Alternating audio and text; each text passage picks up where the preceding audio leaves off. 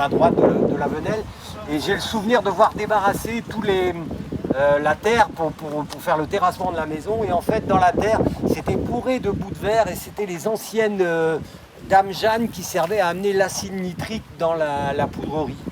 Et donc c'était des déchets de poudrerie, en fait, ils venaient, à l'époque il n'y avait pas vraiment de recyclage, et donc ils venaient mettre tous leurs déchets un peu plus haut dans la Venelle, là, voilà.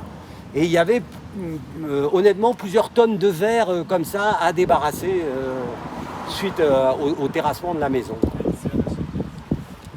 Et combien de cils? Il n'y avait plus que des bouts de verre, hein, il y avait plus Un mot de l'habitat aussi, Jacques. Alors les maisons, les deux immeubles qu'on a sur la gauche et la droite, et réciproquement d'ailleurs pour vous, sont ce qu'on appelle des immeubles de rapport. C'est-à-dire que c'est là que sont logés les gens qui travaillent à la poudrerie et ensuite aux abattoirs.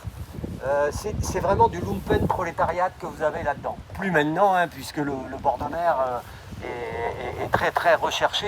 Mais à l'époque, vous avez des appartements ou des pièces dans lesquelles vous avez 4, 5, 6 personnes qui logent. Et j'ai ce souvenir, hein, puisque je suis suffisamment vieux pour avoir vu les gens travaillant, non pas à la poudrerie parce qu'elle était fermée, mais les gens qui travaillaient dans les abattoirs et habitaient ces maisons-là, avec des très faibles loyers. On avait aussi rue Ernest-Renan, à l'entrée de la rue Ernest-Renan, ce qu'on appelait les maisons Simon, qui étaient aussi des maisons de rapport, les toilettes à l'extérieur, enfin, etc.